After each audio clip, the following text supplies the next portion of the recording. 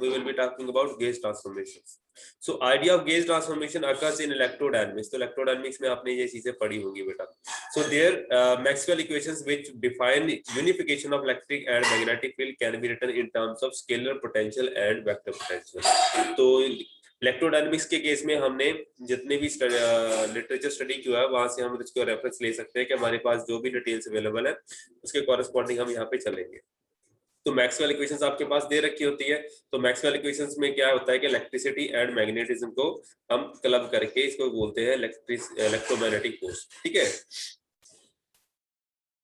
तो इसके कॉरेस्पॉन्डिंग हम पॉइंटर लेमा लिखा हुआ है बेटा. जो मैग्नेटिक फील्ड को कर्ल ऑफ वेक्टर पोटेंशियल जो है हमारे पास उसके कॉरेस्पॉन्डिंग लिख सकते हैं. तो हमारे पास जो मैक्सवेल इक्वेशंस हैं उनको हम रिप्रेजेंट कर सकते हैं in terms of scalar potential as well as vector potential. तो दोनों हम यहाँ पे यूज करेंगे. तो यहाँ पे कैसे यूज किया जाता है कि अगर मैग्नेटिक फील्ड को कर्ल ऑफ आपके पास वेक्टर फील्ड के कॉरेस्पॉन्डिंग वेक्टर पोटेंशियल के कॉरेस्पॉन्डिंग इंटरप्रेट करें और इलेक्ट्रिक फील्ड जो है इलेक्ट्रिक फील्ड को हम इंटरप्रेट करें स्केलर पोटेंशियल की फॉर्म में, तो हम यहाँ पे इंटरप्रेट कर सकते हैं. तो आपके पास रिजल्ट रहता है ये वाली जो इक्वेशन है इसको हम यहाँ पे इंटरप्रेट कर सकते हैं. इसके corresponding curl by curl T जो है जो बी वाला मैग्नेटिक फील्ड है, मैग्नेटिक फील्ड को हम वेक्टर पोटेंशियल की टर्म में यहाँ पे लिख सकते हैं. तो मैग्नेटिक फील्ड जो है कर्ल ऑफ वेक्टर पोटेंशियल की फॉर्म में लिखा हुआ है, तो यहाँ पे इसे इंटरप्रेट करके इसको यूज कर सकते हैं. So therefore we can conclude that there exists a scalar potential phi and a vector potential a such that आपके पास जो रहेगी आपके पास क्या रहेगा कि आपके पास इलेक्ट्रिक फील्ड जो है it can be interpreted like this and जो मैग्नेटिक फील्ड है it can be written like this. तो मैग्नेटिक इलेक्ट्रिक फील्ड जो है ग्रेडियंट की फॉर्म में रहेगी, जो मैग्नेटिक फील्ड है वो कर्ल की फॉर्म में रहेगी. So which turns out that this theory turns out this theory into a gauge theory. This is the fact that the values of the potential fields are not completely determined by Maxwell equations. तो यहाँ पे आपके पास जो potential है आप कोई भी चूज कर सकते हैं. You can choose a set of potentials. ये तो यहाँ पे आप जो भी पोटेंशियल चूज करना चाहें उसके कॉरेस्पॉन्डिंग मैक्सवेल इक्वेशन सेटिस्फाई होनी चाहिए. That's all. तो जरूरी नहीं है कि एक पर्टिकुलर वैल्यू ही यूज की जाएगी. तो आपके पास जो पोटेंशियल है there can be multiple values also. तो यहाँ पे कैसे इंटरप्रेट किया जाएगा? Consider electromagnetic configuration. Electric field है हमारे पास, मैग्नेटिक फील्ड है उसकी वैल्यूज वगैरह दे रखी है and suppose that it is described by some certain set of potential field. तो हम इलेक्ट्रिक फील्ड और मैग्नेटिक फील्ड को पोटेंशियल की फॉर्म में जब इंटरप्रेट करते हैं तो उसकी बात हो रही है. तो हम इसका पर्टिकुलर सेट चूज करने की बात नहीं करते, इसकी पर्टिकुलर वैल्यू नहीं है. There can be different set of potential which will satisfy these equations. So then using an arbitrary scalar function, मान लीजिए हमारे पास कोई स्केलर फंक्शन लैम्डा दे रखा है, we can find a different set of potential describing the same electric and magnetic field. तो हम यहाँ पे different set of potential use करके same equation को satisfy करवा सकते हैं. तो आप इसके कॉरेस्पॉन्डिंग ये भी लिख सकते हैं. फाई प्राइम कैसे ट्रांसफॉर्म होगा? फाई प्राइम जो होगा that will be transforming as phi plus curl A by curl T and जो ए प्राइम है that will be written as A minus del operator operating on your lambda factor. तो ऐसी चीजें आपको देखने के लिए मिलेगी और आपका जो पोटेंशियल है वो same electric field and magnetic field की इक्वेशंस को सेटिस्फाई करवाएगा. तो आप इनको यूज करके देख सकते हैं. आपके पास स्टिल मैग्नेटिक फील्ड और इलेक्ट्रिक फील्ड के जो कंसेप्ट रहेंगे वो सेम ही आएंगे, कोई फर्क नहीं रहेगा. So we can easily observe that electric field in the previous reference frame and electric field in the new reference frame will be same. E is equal to E prime and B is equal to B prime. या मतलब electric field and magnetic field आपके potential change होने से उसके ऊपर कोई फर्क नहीं पड़ेगा. मतलब गेज इनवेरियंस यहाँ पे हो जाएगी. So thus the set phi of A and phi prime A prime describe the same physical situation. Because of this we call the transformation as gauge transformation. तो पोटेंशियल की बात होती है, आप पोटेंशियल ट्रांसफॉर्म कर रहे हैं लेकिन जरूरी नहीं है कि आपका जो सिस्टम है उसके साथ ही ट्रांसफॉर्म हो जाए. आपका सिस्टम इनवेरिएंट रहना चाहिए. ठीक है, चाहे आप डिफरेंट जगह पे डिफरेंट पोटेंशियल ट्राई कर रहे हैं लेकिन आपकी जो इंटरप्रिटेशन है वो सेम रहनी चाहिए. आपकी मैक्सवेल इक्वेशन सेम रहनी चाहिए या उसके कॉरेस्पॉन्डिंग उसके जो पैरामीटर है टर्मिनोलॉजी है वो सारे की सारी बेटा यहाँ पे सेम रहनी चाहिए. So these are the gauge transformation which are invariant with regard to change of your potential. So since lambda may be chosen to be any arbitrary function of x and t, तो आपके पास जो आपने parameter choose किया था that is capital lambda that can be chosen to be anything in the space time any point. We speak of a local gauge transformation. तो ये कुछ भी हो सकता है, तो ये कोई भी पैरामीटर आप चूज कर सकते हैं. इसको हमने आर्बिट्रेरीली चूज किया था. The fact that electromagnetic fields are invariant under local gauge transformation turns Maxwell theory into a gauge theory. तो ये वाला लोकल गेज क्या होती है, ग्लोबल गेज क्या होती है, वो वाला पार्ट हम न्यूट्रॉन स्टेजेस में डिस्कस करेंगे। फिलहाल की घड़ी इतना एडजस्ट कीजिए कि अगर आप पोटेंशियल को चेंज भी कर देते तो आपकी अगर थ्योरी, आपकी जो इलेक्ट्रोमैग्नेटिक फील्ड्स है अगर वो अभी चेंज नहीं होते हैं तो उसको हम गेज ट्रांसफॉर्मेशन बोलते हैं या गेज थ्योरी बोल देते हैं। तो ऐसी चीजें आप यहाँ पे लेके चल सकते हैं। U1 ग्लोबल गेज इनवेरियंस, मतलब जो इलेक्ट्रोमैग्नेटिक फील्ड है, जो इलेक्ट्रोमैग्नेटिक की थ्योरी है, इलेक्ट्रोमैग्नेटिक वेव्स की थ्योरी है, उसको हम U1 सिमेट्री के साथ रिप्रेजेंट करते हैं। मैंने स्टार्टिंग में भी बताया था जब हम इसको सिमेट्री ग्रुप्स की बात कर रहे थे, तो U1 जो सिमेट्री है वो आपकी इलेक्ट्रोमैग्नेटिक फील्ड को इंटरप्रेट करती है। तो U1 गेज इनवेरियंस बोल लीजिए, ग्लोबल गेज ट्रांसफॉर्मेशन बोल लीजिए, gauge transformation of first kind, इन तीनों का मतलब सेम रहेगा। यहाँ से आपकी डीसी जो स्टार्ट हो जाती है। Page number 338। तो जिन बच्चों के पास बुक्स है वो वहां से नोट डाउन कर सकते हैं, अदरवाइज मैं आपको स्कैन करके कॉपी भेज दूंगा। So let us consider a field eta. तो यहाँ पे हम एक फील्ड यूज कर रहे हैं, फील्ड आप कोई भी चूज, स्केलर फील्ड है यहाँ पे मोस्टली हम यूज करते हैं, given by the Lagrangian density. तो यहाँ पे लैग्रांजियन डेंसिटी के कॉरेस्पॉन्डिंग, लैग्रांजियन डेंसिटी किसके ऊपर डिपेंड करेगी, एक्स एंड एक्स डॉट के ऊपर। तो इसको आप स्केलर फील्ड है यहाँ पे ईटा and column you of eta, इसके कॉरेस्पॉन्डिंग डिपेंड करेगी। जस्ट लाइक आप जैसे लिखते हैं क्यू एंड क्यू डॉट के कॉरेस्पॉन्डिंग लिखते हैं तो क्यू के या फिर एक्स एक्स डॉट लिख लीजिए, या फिर ईटा एंड कॉलम यू ईटा की कॉरेस्पॉन्डिंग लिख लीजिए, उसके कॉरेस्पॉन्डिंग हम इसको ये लिखे चलते हैं। तो कोवेरिएंट डेरिवेटिव है यहाँ पे कॉलम यू ऑफ ईटा, इसके which can be written as call eta by call x में कॉरेस्पॉन्डिंग आप इसको इंटरप्रेट कर सकते हैं। देयर अगर आपके पास ज्यादा फील्ड्स हैं like just like electric field, magnetic field और सब लाइक समथिंग लाइक दैट, उसके कॉरेस्पॉन्डिंग देयर, मैंने अभी बताया नहीं है कि ईटा आपके पास कौन सा फील्ड रहेगा, वो हम लेटर ऑन सीरीज में देखेंगे कैसे कैसे फील्ड के साथ कैसे कैसे डीलिंग की जाएगी। If there are several fields, अगर आपके पास ज्यादा फील्ड हो जाते हैं तो उसकी नंबरिंग भी कर सकते हैं, एंड उसके जो सबस्क्रिप्ट है उसमें सिग्मा डाल दीजिए 1 2 3 और सो ऑन, उसके कॉरेस्पॉन्डिंग आप लेके चल सकते हैं। सबके लिए फंडा सिमिलर रहेगा। अभी हम बात कर रहे हैं बेटा ग्लोबल गेज ट्रांसफॉर्मेशन और transformation of the first kind.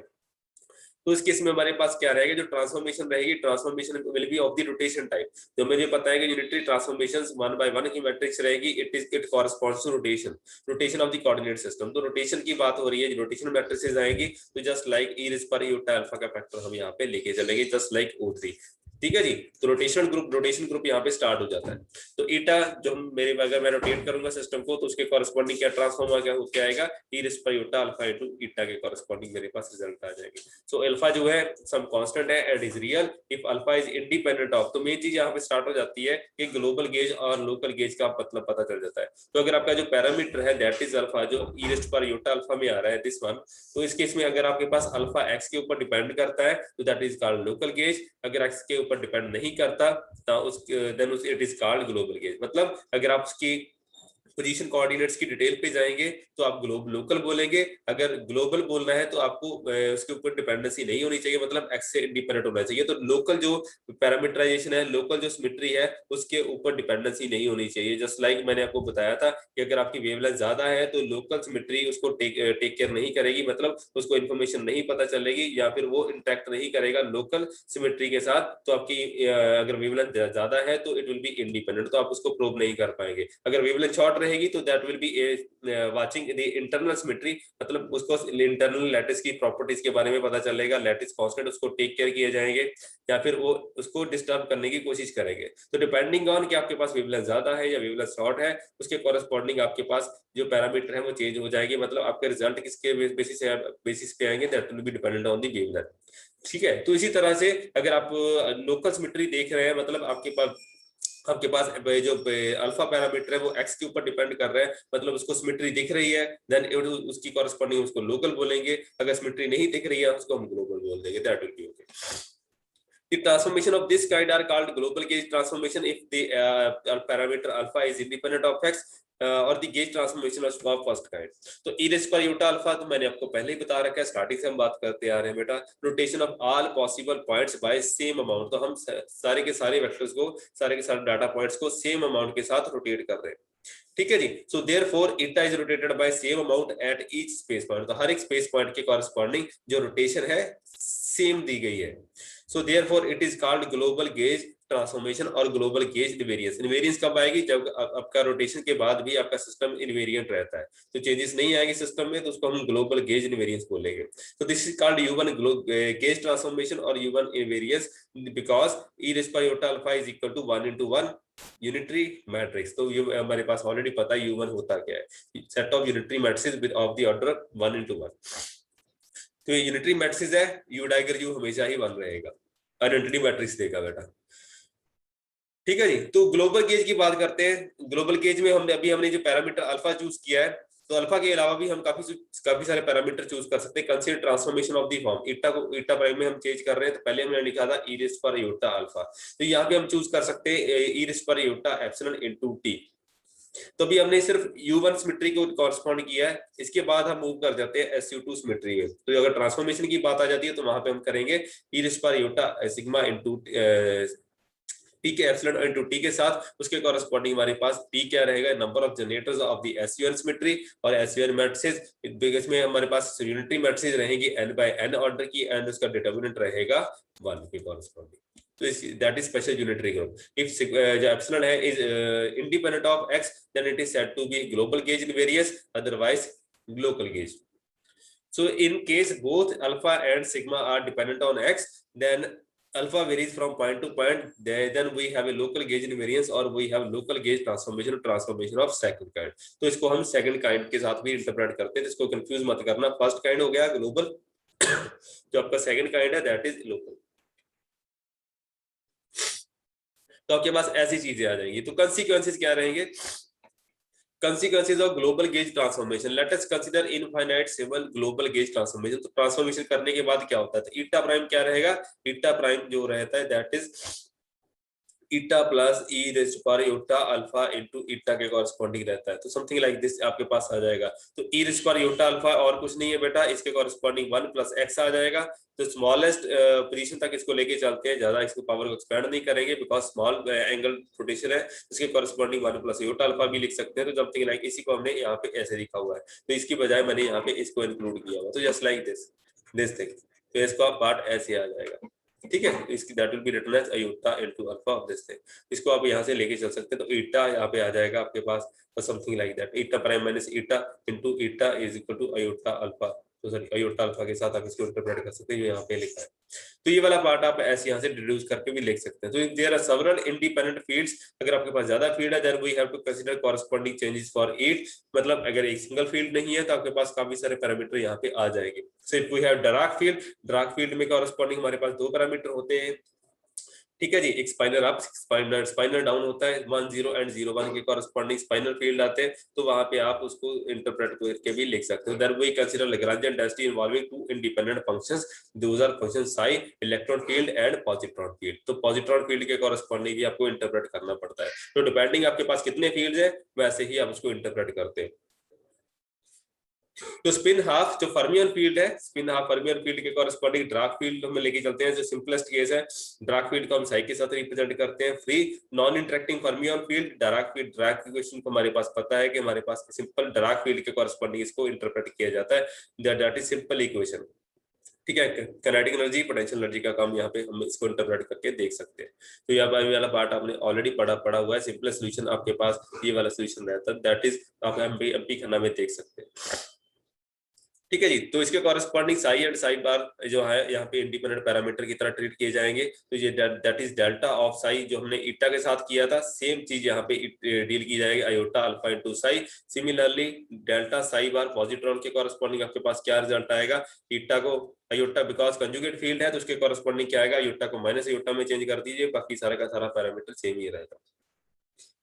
ठीक है जी। तो वेरिएशन जो रहेगी इसके कॉरेस्पॉन्डिंग रहेगी। तो there because of induced change in the field function there is change in the Lagrangian also. तो लैग्रेंजियन डेंसिटी भी यहाँ पे चेंज कर जाएगी। तो this change is given by, तो आपके पास फील्ड चेंज हो गए तो उसके कॉरेस्पॉन्डिंग लैग्रेंजियन डेंसिटी भी चेंज हो जाएगी। तो उसके कॉरेस्पॉन्डिंग आप इसको ऐसा भी लिख सकते हैं, क्योंकि लैग्रेंजियन डेंसिटी जो है वो ईटा एंड कर्ल म्यू ईटा के ऊपर डिपेंड कर रही है।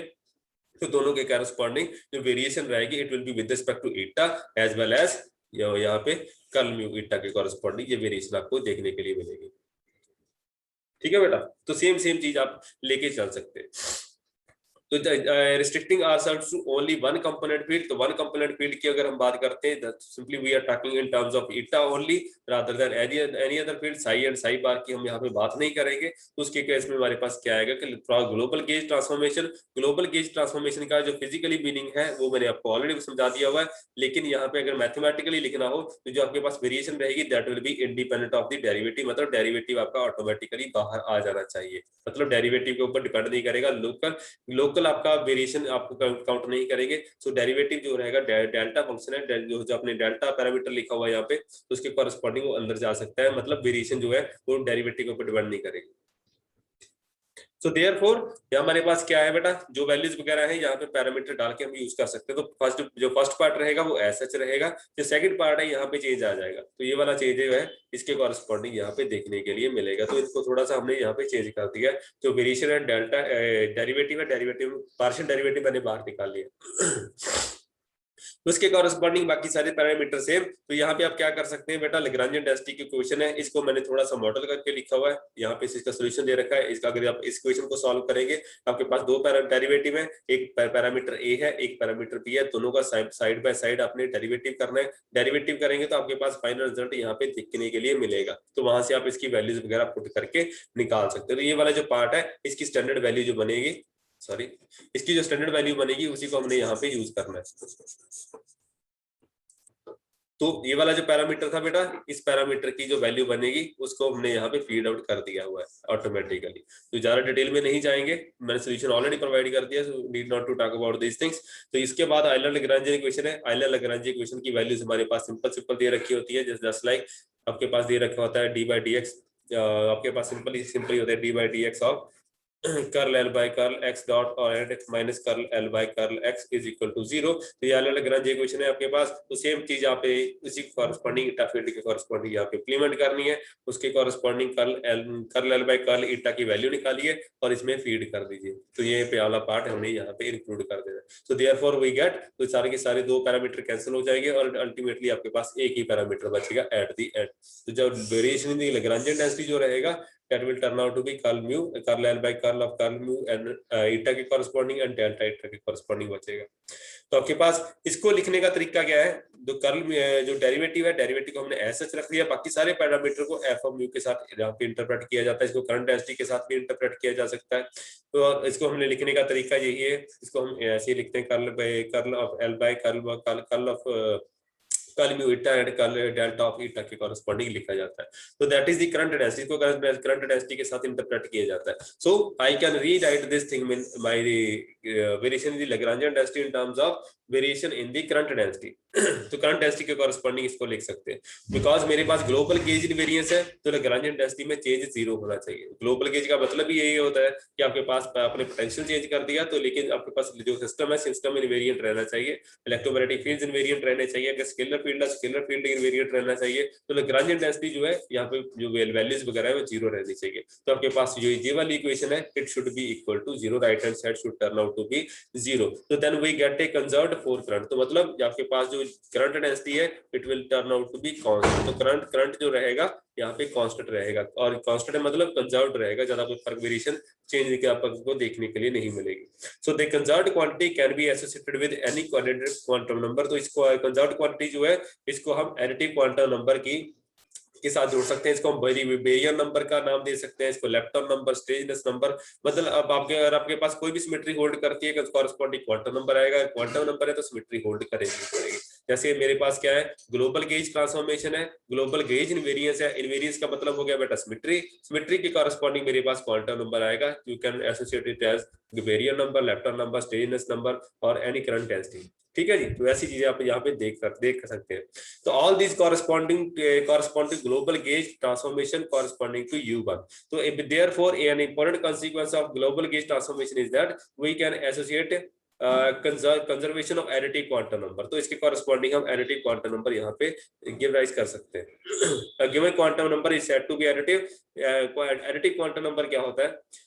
Quantum number is said to be additive if in a particle reaction the sum of the q values of the interacting particle is the same before and after the reaction, there for example electric charge। तो ये वाला इसका फंडा दे रखा है, additive quantum number किसको बोला जाता है। तो मैंने काफी चीज आपके लिए इलैबोरेट करके ऑलरेडी रखी हुई है। तो इसमें आ जाता है बेटा, एक चीज याद रखना कि नोएथ थ्योरम की जो डेरिवेशन है जो मैंने आज आपको करवाया है, global case transformation almost parallel by parallel चलती है बेटा, तो साइड बाय साइड चलेंगी। इसकी वजह से आपको थोड़ा सा सिमिलैरिटी भी देखने के लिए मिलेगी। आपको एग्जाम में मोस्टली आती है नोएथ थ्योरम, लेकिन नोएथ थ्योरम करने के लिए ग्लोबल गेज ट्रांसफॉर्मेशन कर लेंगे तो फार फार बेटर रहेगा। अगर एग्जाम में ग्लोबल गेज ट्रांसफॉर्मेशन आती है तो भी आपने यहीं तक कवर अप करके देखना है। तो conservation of charge from the global gauge transformation, तो चार्ज कैसे कंजर्वेशन हमारे पास सामने आती है, तो हमारे पास पता है कि ग्लोबल गेज ट्रांसफॉर्मेशन के कॉरस्पॉन्डिंग डेल्टा ऑफ एल जो है लैग्रांजियन डेंसिटी वो इनवेरिएंट रहनी चाहिए। So curl mu of density जो करंट डेंसिटी है उसका जो डेरिवेटिव है that should turn out to be zero. तो हमारे पास जो करंट डेंसिटी है दैट करंट डेंसिटी 4 वेक्टर होता है, यहाँ पे क्या रहेगा, एक जो डेंसिटी रहेगी चार्ज डेंसिटी रहेगी, उसके बाद जो करंट डेंसिटी का कॉरस्पॉन्डिंग 3 वेक्टर थर्ड वेक्टर रहेगा, इसके कॉरस्पॉन्डिंग ऐसा लिखा जाएगा। इसको आप इंटरप्रेट कर सकते हैं। तो इसी क्वेश्चन का अगर आप लिखने की कोशिश करें तो कैसे लिखेंगे, that will be written as del dot J के साथ लिखा जाएगा। ठीक है जी, this is nothing but same thing. इसको आप लिखने की कोशिश करेंगे तो आप ऐसे लिखा जाएगा। ये 4 वेक्टर है, इसकी वजह से मैंने 3 की टर्म इंटरप्रेट नहीं किया, इसी फॉर्म में इंटरप्रेट किया जाता है। इसको जो जे नॉट है आपका रू को कॉरस्पॉन्ड करेगा, J1 J2 J3, इसको जे वेक्टर के साथ लिखा जाएगा। ये और कुछ नहीं है बेटा, this is your continuity equation. So continuity equation tells us that there are no net sources of source or sink of electrical charge in nature. Therefore, electric charge is neither created nor destroyed. ये इसकी standard equation है, इसको हम यहाँ पे use करते हैं। तो ये वाला फंडा आपका समझ में आ जाना चाहिए। ठीक है जी, तो इसको हम इंटरप्रेट कर भी सकते हैं। राइट हैंड साइड को राइट हैंड साइड पे लेके जाइए तो इसके कॉरस्पॉन्डिंग नेगेटिव साइन आ जाएगा।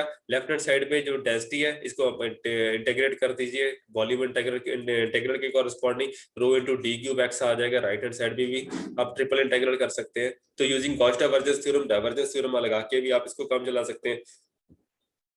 तो वॉल्यूम इंटीग्रल को आप सरफेस इंटीग्रल में कन्वर्ट कर दीजिए, तो आपके पास क्या आ जाएगा बेटा, जो left hand side consider this surface to be at a very far place. अगर आपके पास डेंसिटी सरफेस बहुत ज्यादा दूर हो जाती है तो उसके कॉरस्पॉन्डिंग क्या रहेगा आपके पास, टोटल चार्ज जो रहेगा इट शुड टर्न आउट, जो उसकी वेरिएशन है it should turn out to be zero. तो उसके कॉरस्पॉन्डिंग आप इसको देख सकते हैं। तो अगर आपके पास सरफेस बहुत ज्यादा दूर हो जाती है तो सरफेस डेंसिटी का इफेक्ट खत्म हो जाता है, तो आपके पास left hand side it should turn out to be zero. उसकी वजह से जो चार्ज है charge turn curl Q by curl T और curl D Q by D T आपके पास जीरो होना चाहिए, और जिसको हम बोलते हैं चार्ज कंजर्व। तो दोनों तरह से आप इसको ले सकते हैं, चाहे कॉन्टिन्यूटी इक्वेशन से ले लीजिए या फिर यहाँ से लेके चलिए कि अगर आप गॉस डाइवर्जेंस थ्योरम लगा सकते हैं दैट विल बी ओके।